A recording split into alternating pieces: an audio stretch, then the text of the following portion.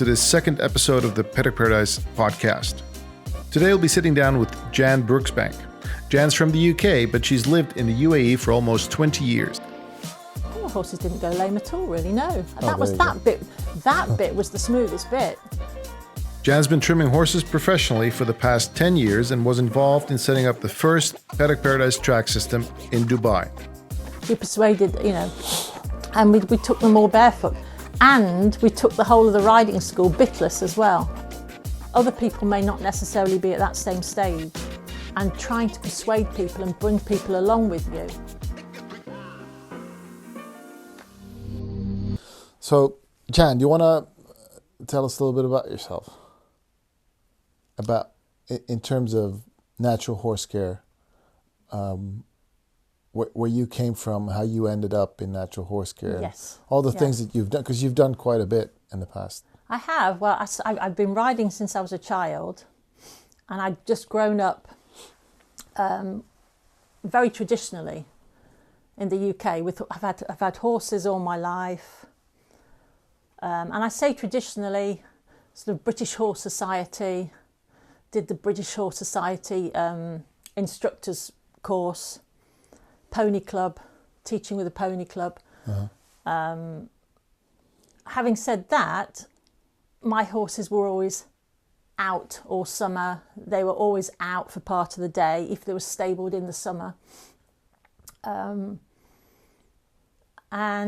then when I was older and got married and had children, then I kind of left horses, sold the horses, forgot about horses for a while, and it wasn't until we'd moved to Dubai, and that was in 2001, and my niece, who was also in Dubai, she was learning to ride, and she'd got a pony at one of the local big stables in Dubai, and it wasn't suitable for the purpose that she was wanting it for. It was basically a very nervous horse, and it used to bolt, and they'd keep it in a very small arena. And I started to go down and just sort of take an interest in her hobby. But this horse was. So sorry, this was Holly's pony. This was she was leasing a pony at one of the big yards. So to everyone watching, Holly Kutse is your niece. Yes. Who is one of those barefoot. Jumpers in the UAE. Is doing very well at the moment. She's bitless and barefoot now. But this was when she was a small girl. She was probably 12. And she was learning to jump, but this pony who she'd been lent it used to just bolt round and round and round in circles. But at the same time, she didn't want to stop the lease because she was worried what would happen to it. And I could just see it was really unhappy with its mouth. And I suggested to Holly that she tried it in a bitless bridle, which we did to great success. It was a lot better, but totally unsuitable as a jumping pony. And she was saying, well, I don't know what to do. We can't afford to have two ponies. I don't want to get rid of this pony because I don't know what's going to happen to it. It's very unsuitable for riding school. And she said, could you just try riding it? And then, and I can remember, because I'd always had like bigger horses and I'm tall. And I said, well, I can't ride a little Arab pony, Holly. And she said, well, just try. Bigger people do ride the Arabs. Plus, I need a horse. Well, I didn't even think I needed a horse then, but Holly's very persuasive. She was saying, you need to do something for yourself. Because I had 3 children then, and the youngest was probably about 2. And I started to ride this it's a horse, Arab horse, absolutely fine, very, very strong horse. They're strong little things, capable of riding. And I really got to like this horse. So long story short, I ended up owning this little horse. And through him, that started me on the whole path. I'd already got him bitless because I could see its mouth was ruined, because... but then the next problem was his feet. The shoeing was really bad. I mean, I didn't know much about shoeing or anything, but I could see that the shoes didn't fit underneath. And this pony was then lame. And so I was saying to the people at the riding centre, well, can we get a good blacksmith to come and do his feet? And this one guy just appeared. You have these people appearing in your life, Arash, and he sort of said, have you considered keeping him barefoot, no shoes? And then I was kind of, well, no, because I need to ride him, All right. thinking, what are you talking about? I'm going to ride this horse. And he said, no, it's quite a new thing. You need to read up on it. And he gave me a couple of sort of links on the internet. So this is 2001, 2002? No, this is a this bit is much later. No, it's not much later. It's probably 2005. Oh, really? Yeah, I think that's when I got the horse, 2005. So I started to read up, and then the internet was quite new, so you're just getting used to sort of finding all this information that's to hand. And all the things that I had been in the past that you put to the back of your head and you think, that doesn't make sense about shoes, but no, that must be okay. And all these things that I'd thought in my head, they were the answers, and it just made so much sense that that got me interested in barefoot. But then I had to find somebody that was going to trim him in a barefoot manner. And again, just by accident, well, not accident, just coincidence, I was at the barn one day, and this guy came in and he said, hey, you're interested in barefoot? There's somebody coming over from New Zealand who's a barefoot specialist. So then I was introduced to this trimmer, Will, who had come over from New Zealand, and he was going to start doing barefoot trimming. So that was the first time I'd heard of anybody that was actually a specialist barefoot trimmer. And then for a few years, I learned to, from him. He used to come and he was in Dubai for a while, and I learned a little bit more. But then when he was going back to New Zealand, and then I thought to myself, well, now what am I going to do? I haven't got a trimmer. Yeah, so now you're stuck. So, and even then I wasn't interested in trimming really. But then I just thought, if I could learn to trim, just enough to trim my own horse, that would be a really useful skill to have. And that was when I went online and I found Jamie Jackson's trimming program out in the States. And I went out and studied with Jamie for 2 weeks. So you went there in 2012, approximately? Yes, I think it was 2012. All right, so you did a training week with him. Yeah. And what was that like? So then, because you're a horse owner, and basically all you want to do is, improve the lives of your horses. Yes. And you're in the UAE, and there's only farriers there, no barefoot trimmers. Yeah. And then you find one, and then he leaves, and then you're stuck again. So you have to find. So basically, all you're trying to do is just tend to your horses. Yes. You have no ambitions of becoming a trimmer whatsoever. Not at all. No, this was purely to give my horse, and be independent and not worrying who was going to trim this or how it. So you go to Jamie Jack. You went to Lompoc, right, in California? Yes, okay. Yes. What was it like? It was life changing. Actually, it was life changing for a sort of. I was in my mid-40s then, and you kind of think about looking after horses, and you. And then just to go out there, and it was a different way of thinking about and seeing horses in a herd together on a track, how they were interacting with each other, learning about how the diet affects the hooves, the whole holistic sort of track and trimming, and just something clicks, and then you come back and you just think, well, I can't go back now. You can't unlearn now what you've learned. And even when what I thought was keeping my horse happy or fulfilled, it no longer made any sense. Mm-hmm. So then when I went back to Dubai, and then it was just kind of a mission then. Well, I've got to get a better way of life for my horse. I've got to. I can't keep it like we have been doing.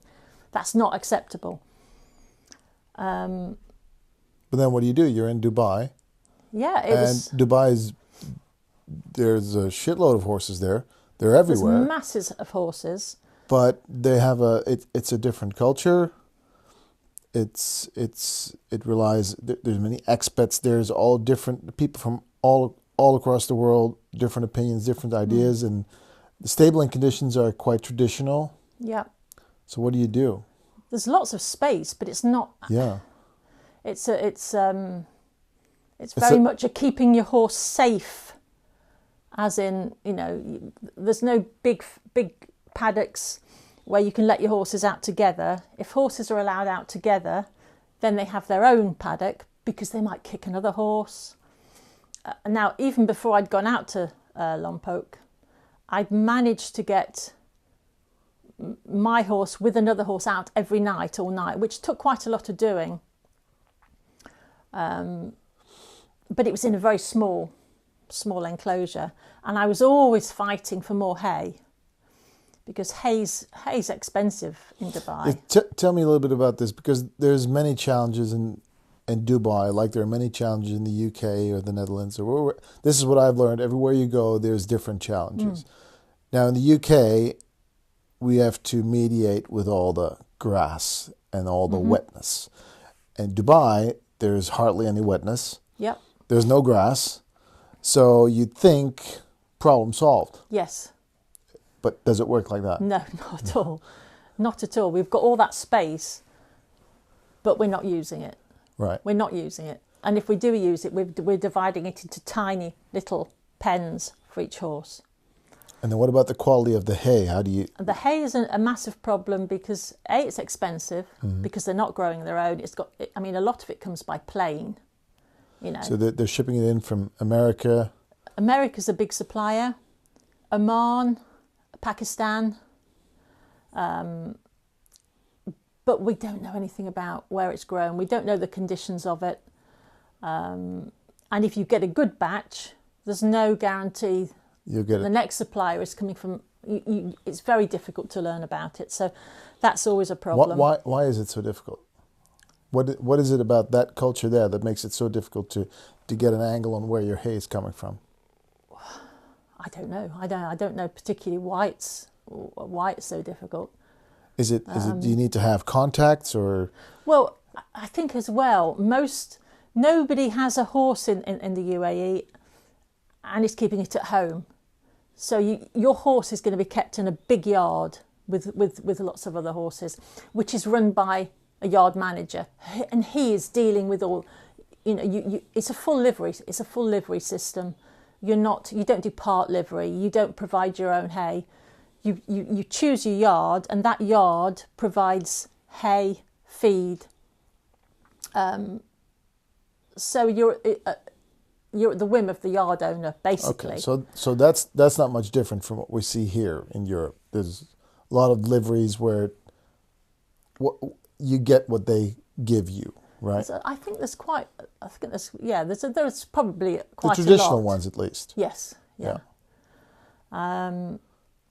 So you're going through a third party. You're not in charge of your own horse's food, as such. Right. So then you have your horses. They've got a stable. They got a tiny paddock, and then you went to Lompoc. You had this experience. It did something to you. You're like, oh. Well, yeah. It now was just what? like, well, we've got. I knew what I had to do then. We've got to sort something out now because this is not good enough for my horse.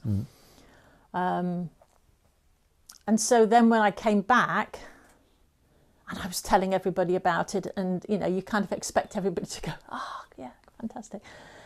Probably just boring everybody. But I was telling everybody that I knew that, come on, we've got to do this. We've got to get a track. We've got to do this. And I happened to meet Jamie Lemmer, who is now running our Ruwayyah stables. At that time, she'd just set up a small stables, and it was a riding stables in the UAE. very traditional. All the little paddocks for each horse, horses all shod, horses all with bits. And I got to know her, and eventually, it wasn't actually that long, you know, I persuaded her to try some of the horses barefoot and see how it went. And the thing about Al Ruwayyah, when I first went down there, they had a riding track. So around the edge of the school, there was a natural, well, they built a track. Yeah. They didn't use that apart from to ride on. They had the individual. And not too many people were riding on it either, apparently. Well, now and again, you know, a couple of people might go for a ride around the edge. But most people would take a hack out in the desert. Yes, right. yes. So it was very easy to transform that place into something that would be yes, more natural. Yes. So I said, look, you've got this here. You know, you've got this riding track around the edge. If we could make this where the horses live, and then there's the problem which everybody has when you've got a more traditional mindset, especially when you're used to having your horses in individual paddocks. So then it was just like, well, yes, but my horses are going to kill each other. They all fight for food. They've got shoes on. This is never going to happen. And then you've got the persuading of people that they're fighting for food because they don't have enough. And if we give them permanent hay and we take the shoes off, and the stress levels come down, then this is not going to happen. Anyway, Jamie listened, and then just one day she said, Jan, how do you fancy trimming all the horses? So by this time I'd gone from my one horse, and I was doing probably about 3 horses, my sister's horse and another, and then suddenly I've got all these horses, and it was just too good a chance to miss. I was like, yeah, okay. So how many horses were there at? 30, 35? Yeah, probably. And some, of course, were still shod, had farriers They coming. were all shod at the time. Yeah. But even after you started trimming? She just said, yeah, come on, let's do it. She persuaded, and we took them all barefoot. And we took the whole of the riding school bitless as well, which was really nice. Because, again, that's quite a big... If you're running a stables, that's quite a big... That's a big endeavor. Yeah. So how was the transition? Was it smooth? Was it difficult? Was it... It was pretty smooth. Did all the horses go lame? No, not all the horses went lame. The horses didn't go lame at all, really. No, that bit. That bit was the smoothest bit. The least smooth bit is persuading people, right, and people that have lived in the other system, that their horse A is not going to get killed, B not to panic if the horse has got a bite mark on it. So really, the biggest problem was people and taking people away with you, because even when you get it, you've got an idea in your head that this is the best way for the horses. Other people may not necessarily be at that same stage, and trying to persuade people and bring people along with you, that's the hardest thing. Yeah. The horses. Well, that comes with this job. I think it's the trimming is about 10 to 20 minutes, and you spend 20 to 40 minutes talking to the owner, explaining, persuading, encouraging, comforting. Comforting. That is a big thing. I mean, there's so many people you'll find them in tears. Something happens to the. Like you pull the shoe, not so much when you pull the shoes, but especially when a horse goes into laminitis and you have to recover that. People are in tears. Yeah. They're shattered. They're like, oh my God, I've done something to my horse, and then you have to fix the horse, and it's a very bumpy road, and that whole road of looking at the horse for what it is as an animal rather than something that's got to be protected. Trying to get people not to put the tendon boots on every time they were going for a ride. Trying to persuade people that the horse in Dubai, even in winter, does not need coats on. because this was all going on. And For those of you that have never been to the UAE, the winter in the UAE is like the perfect summer in Europe. It is, yeah. Right. Yeah. We probably get rain five times a week. Speaking of weather, the summertime is really awful in the UAE because then temperatures go over 40 degrees Celsius. The summertime is a real struggle for horses in the UAE. Right. It's gone beyond natural. So even when we've got those horses out on a track, in the summer months, they have to come in for the daytime. They are stabled for the daytime. They go out all night, even in really warm, I mean, we're talking mid-30s, even in the evening, and it's humid. But the daytime, it's just gone beyond. So they have to come in. A lot of the bigger horses, they have to be in air conditioning as well. And there's a lot of, during the daytime, they're being brought out and we wash them down and cool them down. The Arab horses cope a lot better with it, and the smaller horses, but some of the bigger horses really struggle because it's not natural at all. But at least they've got part of the day walking around, they're outside, they've got the friends with them, because it must be unbearable in the summer for the vast majority of horses in Dubai, who are literally stabled 24 hours a day. Apart from if they do come out, they go from the chill of an air-conditioned barn and they're brought out into the humidity for, say, half an hour, and then they go back in again. So even that's better than the alternative. So you set up the track system there. Basically, it's the first track system ever in the UAE. There's still not too many there, but this was the first one. It was the first one, yeah. And there's, up until now, there's this huge waiting list of people trying to get in because it's not there for the most part. Yeah. We've done some presentations in the UAE, and at some point Jamie has sent me some information about what happened after you implemented the track system, what it did to the horses, and what it did to the costs for shavings and hay. Yeah. And one of the things that was remarkable is that you started feeding free choice hay, so ad libitum, and the costs were the same or even slightly reduced compared to feeding them set meals. And I remember veterinary costs went down by 50%. Oh, yeah, very much so. Yeah. People that would go out on hacks and get thrown off their horses, that kind of stopped. It transformed most of the horses' temperaments. Yeah. It transformed, it was, and it even normalized. now. So all the horses that appeared normal, or they were considered normal, weren't really. Weren't normal, yes. So then they would go out in a hack, and you would see the horse come back, and then the rider would limp behind it trying to get half an hour later. Yeah. So none of that it happens every now and then. For the most part, those problems were eliminated. Lameness issues were reduced. Colic issues. Oh, there was a list of things that she sent me. So it was nothing but positives, really. Yes. Aside from the heat in the summer, which is, Dubai. Well, that was there anyway. Yeah, there's nothing you can do about it. What are the downsides to having a Paddock Paradise track system? There must be some. Downsides. Well, I think we discussed one thing. Or a difficulty. Let me put it that way. A challenge is the hay, because it's so important to find the right quality.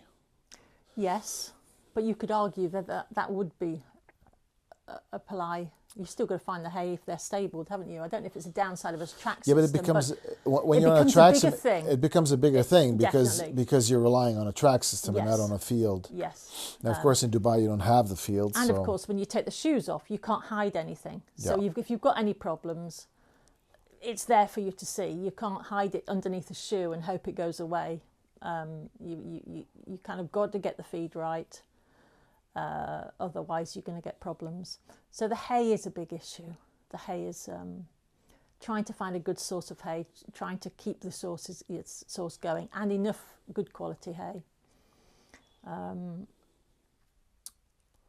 Most of the downsides of track systems, well, you've got the staff anyway in Dubai.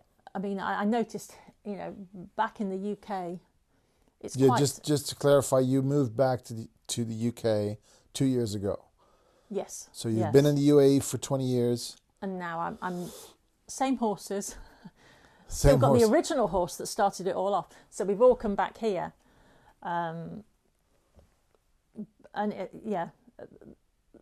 this is actually why I wanted to talk to you, because you've spent so much time in the UAE. You're British. You are basically like the average horse owner. You're just trying to do the best you can. Yeah. You've had some more education than others. And then you go to the UAE, you come back here, and then in a way you have to start over, because this you kind of forgot about what was going on here. Yeah. And then you have to transition. You're doing a little bit of trimming here. Everything is different. Mm-hmm. So what are the challenges that you're running into right here? And grass. Grass. Grass.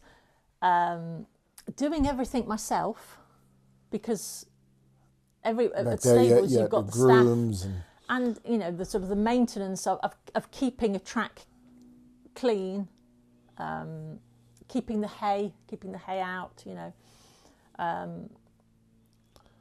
The weather is different. Everything is different. The weather's a lot different. The weather. I always say if the perfect situation would be 6 months in the UAE, October to April, 6 months here. Let's not do that to our horses. Let's not do that. No, and having moved them, I wouldn't want to be doing that regularly anyway. So you were saying earlier, you can see that there's a lot of things are changing.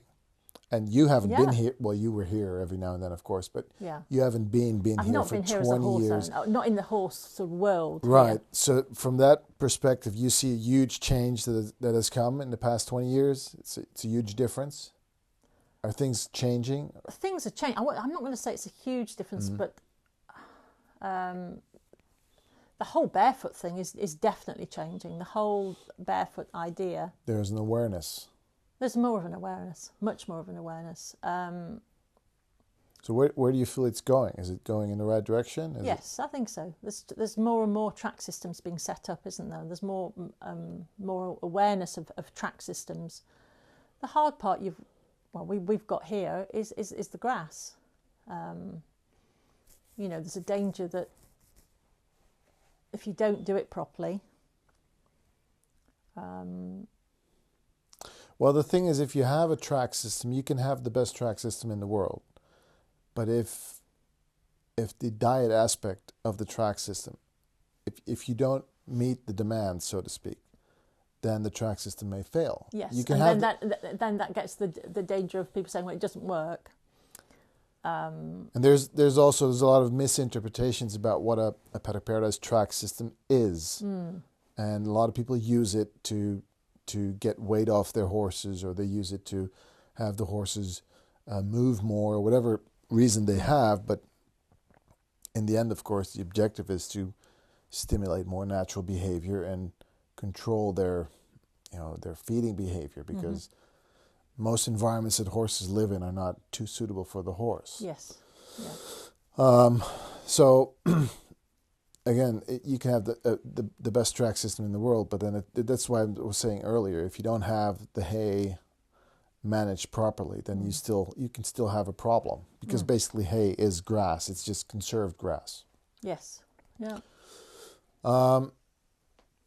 So where do you see this heading? There's so many organizations around now. You've trained with Jamie Jackson. Yeah. What do you think? What distinguishes Jamie Jackson's method or philosophy from others, do you think?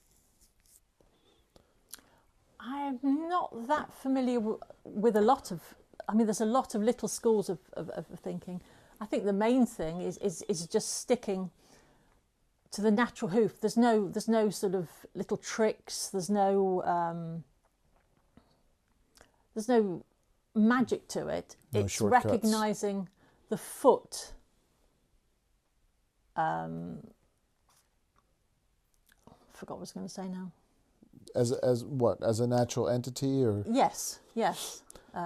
Well, he always speaks of the model, and then I notice that a lot of people misinterpret that and think that he only speaks of the hoof.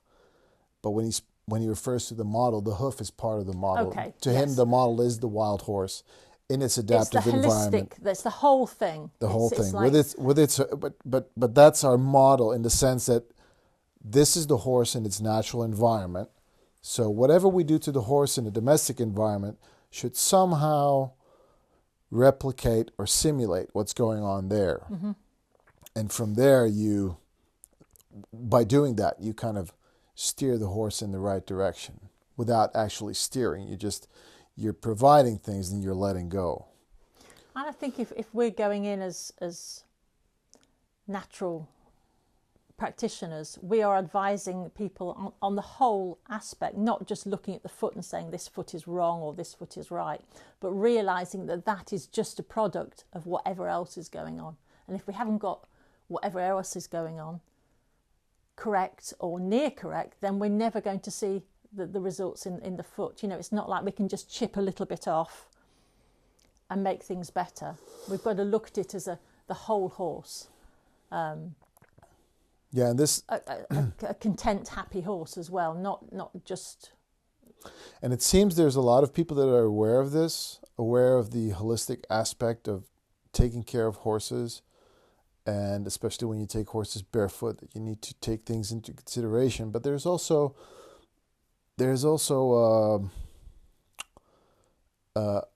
I'm not sure if I'm using the right words, but there's like this generic consensus of what the hoof should look like in the wild. Yeah. And then you see a lot of people trying to reproduce that with a rasp or with the nippers. They're modeling the hoof by using the wild horse hoof, for example, as a model, and then they go too fast. And Yes. So but there's also danger from owners as well, who see all sorts of see things. there. Well, that's that's. Can you just cut that bit off? And you Yes. have to explain that. It's not a piece of wood. We can't just keep knocking bits off to make it look what they think is right. This Yes. is a living thing, and it takes time for it to grow into the right shape. Yeah, especially if you have if there's a semi-healthy hoof, it looks kind of okay, but then there's minor things going on, and these minor things might deform the hoof a little, and horse owners interpret that as crooked. The hoof is crooked, while it's actually just a toe pillar that is gaining more mass because there's more pressure there, and then there's a hint of subclinical laminitis, and it kind of deforms the capsule, and then Yes. people start to panic, and Yeah. they want you to do all sorts of stuff about it, but Yeah. not realizing that once you start rasping it down, you're just weakening the structure. weakening Yeah. the inner structures of the Yeah, outer yeah. wall. Oh, you see that a lot. People really panicking because the foot looks a little bit odd. And if you were to go in and just cut it off and make it look fantastic, Yeah. they'd be very pleased, but the horse wouldn't be able to move. And this is, I think this is a challenge in our countries. The Netherlands, the UK, Belgium, Denmark, Germany. I'm just naming some northern European countries where there's a lot of water, a lot of grass, and so the land is soft, and the grass is green and lush, and we're running into that time and time again. And all the hay that we're producing in Europe, like 99% of the hay that we're producing is for cattle, either dairy or meat, but it's for cattle. It's to beef them up or to make them give milk. It's not raised for horses. Yeah. So sometimes you'll have a good year. Let's say you keep your horses off the grass, and then one year it's perfect. You have the perfect summer, and you have the perfect crop of hay, and the next year things go too fast, and they have to cut the grass too early. So the contents are too rich for the horse, and then you start to have little problems, and I think in Europe it's going to be very, very difficult to get things just perfect.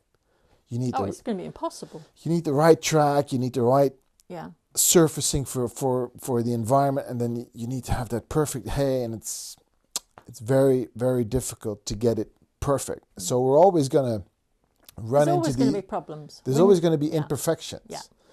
And But that's not to say we still can't operate and give those horses a better life within the constrictions sure. we're always going to have. For sure. And I'm not saying we should roll over and go like, there's yeah. always going to be imperfections. Let's let it slide. No, you're always going to try. But also you've got to be realistic, and you can't say, well, if we can't do it perfectly, we're not going to do it. Because I used to say in Dubai, even if we can just get those stabled horses out for an hour a day in a paddock, that's better for them than if we'd not even bothered and sort of people hadn't understood that it was right for a little bit. Now, those horses' lives were not perfect by any means, but they were more perfect than if we didn't say anything and think, show jumpers, leave them, we're never going to... Yeah. So we've got to work, educate ourselves, try and get the best we can for our horses, accept that we're not always going to get it right, but still what we're aiming for, have a sort of an image what we're aiming for, and see what we can do for these individual horses. And like you say, some years we're going to get better hay than others, some years we're not, and we're always going to be able to do better and keep learning.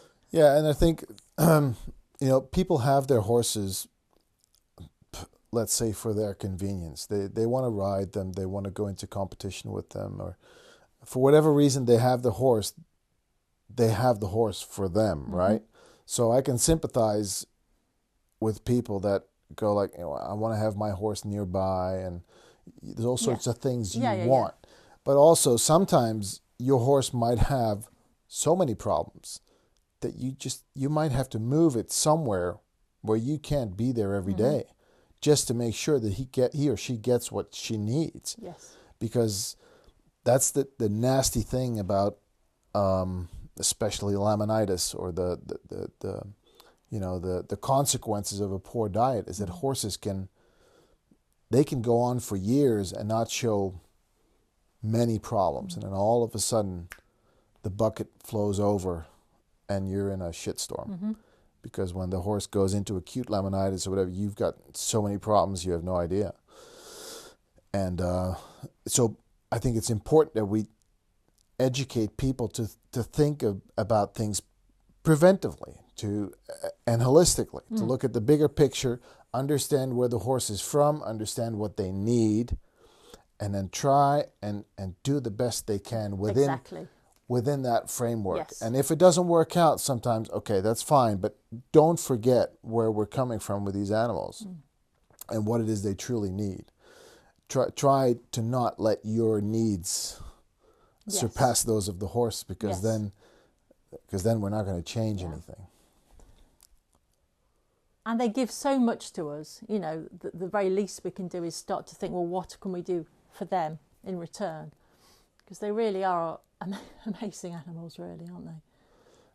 And it's funny, but you see it actually with a lot of domesticated animals. You see it with dogs as well, that we lost track of what is. And I mean, a dog is not a natural species anymore. I mean, they're they derived from the wolf. I understand that, but still, they're canines and they have special needs. And then you see how people keep their dogs and their cats and their horses, and it's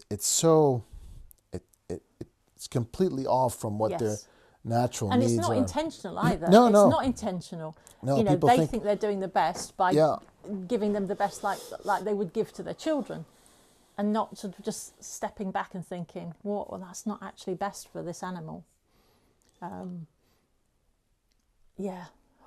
But horses don't need duvet days. Horses don't need to be tucked up. Horses don't need 3 meals a day. What was you've been trimming for several years now. What was it like to learn how to trim? Did you find it difficult? Yeah. You mean physically? Well, physically, in whatever sense, is it difficult to learn how to trim? Is it something you could just? It's not something you can pick up and understand. No. So we did the theory first, and before we started working on live animals. But I think you're also the fact that you're working with a large animal.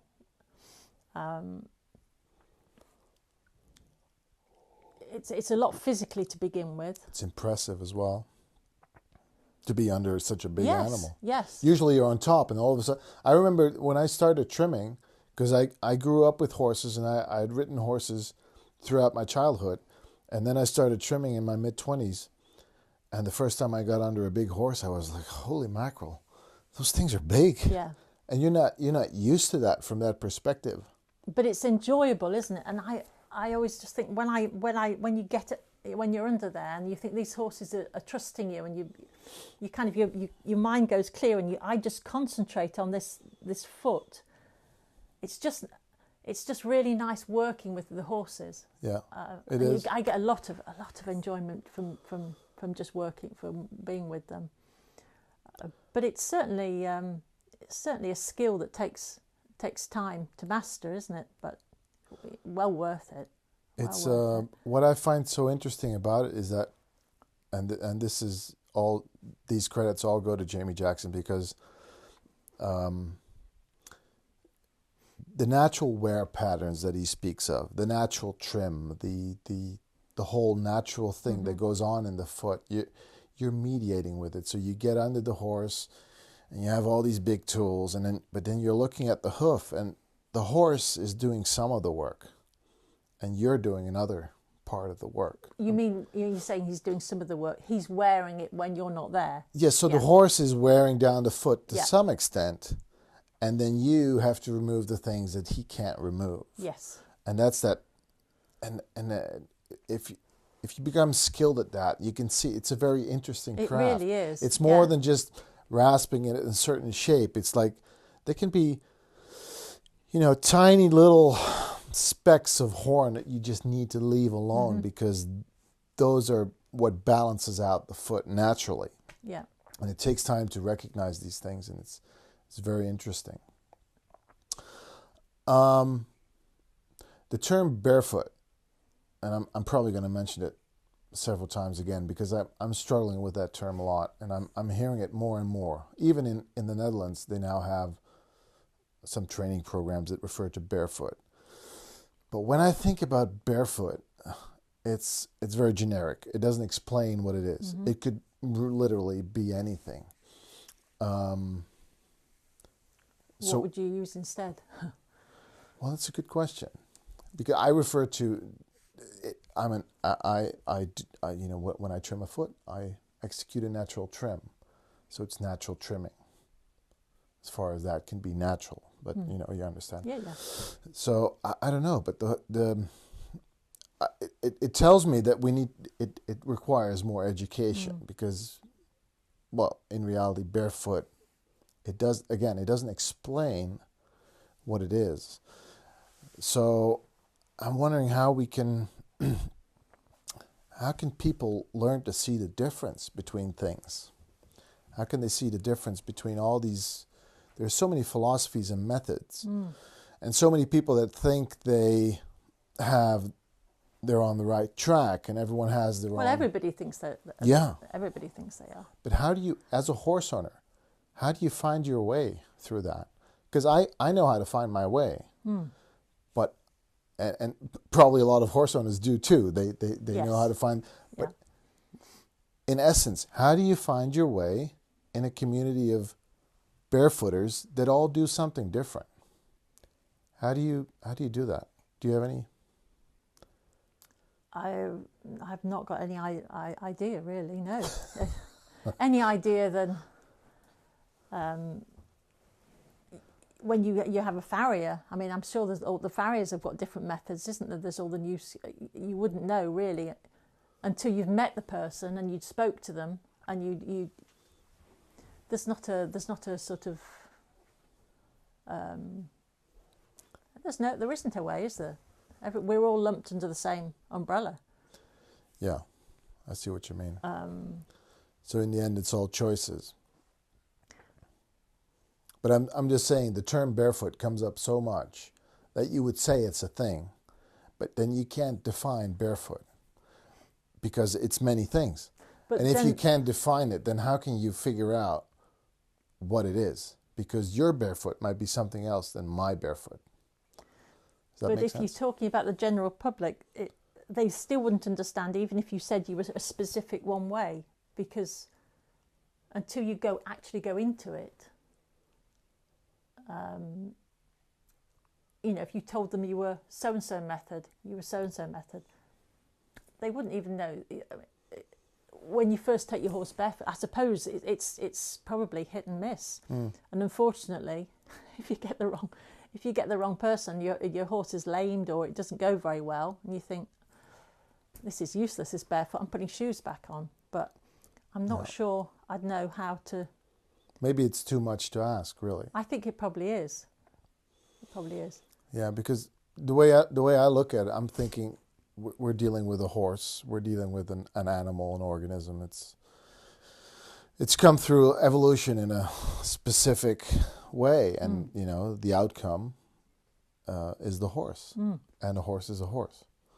So then the hoof is also a hoof, and it should wear down in a specific way. So I from my point of view, well, you've seen it in action, and you've seen yourself how taking too much from the foot in one place, or just taking a tiny bit somewhere else, can transform a horse's feet. Yeah. But most people, just the act of taking a shoe off is a big enough thing. Yeah. Which is I'm not diminishing any of that, because it's a good thing. I think most horses are just better off barefoot. Yeah. But it's the finesse of it. But I think what we're trying to do, this whole horse thing, and trying to get the movement, the food right. Training, talking about the right ways of training, how to, what's going to harm a horse potentially, what's not going to do that. Well, that's another thing when you talk about horsemanship, because Jamie Jackson explains you have these 4 pillars of NHC, right? It's the diet, it's the boarding, it's the trim, and there's the training or the horsemanship. You see, the trim's just part of it. It's all just parts of a bigger thing. Yeah, of a bigger picture. But the horsemanship is even more complicated, because that's like, if I were to say something about how you train your horse, it's like telling you how to raise your children. Yes. You can hardly do that. Yeah. Well, you can't. But if you can advise. You can if you're seeing something. But it's also something that I think a lot of people don't realize, that the things that we do to our horses. I mean, everybody's blaming the shoe like it's some evil, which it's not. It's served its purpose over time. It's just that in 2023, to have shoes on your horse, it doesn't make a lot of sense. We have so many options now. We've got so many. There's boots. Yeah. We have so much more knowledge about the trim, so much more knowledge about diet. If you need shoes in this day and age, then you kind of missed the boat on something, I think. Yes. I mean, we have options. Because if you feel the hoof needs protection, then you can put a boot on. You can take that off at the end of the day. Yeah. You haven't got to wear it all the time. But this training thing, I mean, a lot of horses are just getting destroyed by what we do. I think more horses are being broken down by riders than by shoes and farriers, for sure. Yeah. 100%. And the training is just, it's very complex. And starting them too young. Starting them too young. Far too young. And focusing on competition too much. Yes. And this is another thing that I personally struggle with a little. This is what you also see in the barefoot community. A lot of people are trying to show off what they can do barefoot. And again, we move into this realm of competition, explaining what our horse can do once it's barefooted. I know what it can do barefooted. Just look at the wild horse and you can see what it can do barefoot. What incredible things they can do. Yeah. The question is, what you're doing should you be doing that? Is that the objective? Even if you can, should you be doing it? Is it the objective to get them to be like some super athlete? I mean, they don't have a choice, right? No. So it's anyway, we've got a long ways to go. Yeah. Oh yeah. But let's small steps, and like I say, even if we've got these horses out for an hour that wouldn't have normally been. Even if you persuade somebody to leave your horse another year before you bring it on, they're all better than not doing it, and just getting people to realise what these animals need. You know, they're not what they're not cars. You know, you can't just put them in. They're sports things. You get them out when you want to use them, then you put them away and forget about them. Yeah. And I think not everybody, but there is a certain amount of that we use them, and then we put them away. And if we can just raise the conversation and get people to be thinking about them, what do they need? What do they need when we're not there? We see them these hours. What are they doing the rest of the time? Then that's a big part of what we're doing. Not just coming and trimming their feet and taking their shoes off. It all goes together. It all goes together. So what is, now that you're back? So you're 10 years down the road. You were in your mid-40s when you started trimming. So now you're in your mid-50s. Late 50s, really. Late 50s, really. We shouldn't be mentioning that. So now what? What are you gonna do? Are you gonna take on a big trimming practice here, or are you just not sure what to do yet? I've got no plans to do. Are you going to be writing again? Because you've wrote some nice articles in the past. I hope so. My horses are getting a little bit old now. But I would hate to think that I wasn't going to ride again. But I always considered you, I always thought you were a wonderful advocate of natural horse care. I mean, it was not super intentionally, but you kind of rode the roller coaster when you got into it. Yeah, I'm always the reluctant person. It's like, is nobody else going to do this? Excuse me. Can somebody? I'm going to have to. But you did it anyway. I mean, I did it. Yeah, because nobody else. You went to see Jamie in the U.S. You spent the money on that training program. You came to Holland several times. Yeah. You failed and you tried and you failed and again. It was hard work for you. It was hard work. It was hard work. It wasn't, And then you got things done in UAE. They've got 3 track systems there now, and that's basically it's all because of you. So that's good. I definitely started it, and now the ball's rolling and everybody's going with it. Yeah. And the whole bitless thing as well. Exactly. Holly's doing so well. Speaking of performance, Holly is doing excellent. And in hopefully, UAE. what she's trying to do is, I always think you lead better by example. Mm-hmm. You know, instead of trying to say you should be doing this and you should be doing this, go ahead and do it, and let people think, okay, that's a good way of doing things. You know. It's very hard when you see something and you're so inspired by it, and you can see that you want everybody else to know. You know, it's almost like a religion. You want everybody else to know because you've just realised that this is the way that horses need to be kept. But then you go and speak to somebody when they're not ready, and they just look at you, and it's just like, whoa, you know, don't lecture me. And so it's best sometimes to lead by example. Go and do it. Holly's gone and done it, and she's showing other people, and then people might look, and just a little chink might be, well, that might not be a bad idea. Yeah. And in the end, that's going to get more horses leading a happier, healthier life, I think, rather than telling people they're doing it wrong, or they're not doing this, or they should be doing this. But I think people need to learn by example. You set a little seed, and then they think it through, and then they do it at their own speed. But it's funny, isn't it, how you from a small little thing, and then it all starts to roll. It's lovely to see. It's lovely to see. It is. And the horses at Ruwayyah now, there's a nice group of people. The horses are healthy. We've had many horses that would have been put to sleep. So many now. Yeah. And they're all living a good life, you know. So that's really nice to think all these horses that would have been put to sleep are doing well. So, one horse at a time. One horse at a time. Yeah. Yeah. One field, one track. Yeah. Yeah. All right. Thank you so much for this interview in your lovely home. No, thanks for coming. Let's do it again sometime. Yes, definitely. Right. Thank you. Finito. Thank you for listening, everyone. We hope you enjoyed this interview. Don't hesitate to like our channel and feel free to share this podcast. Keep it natural.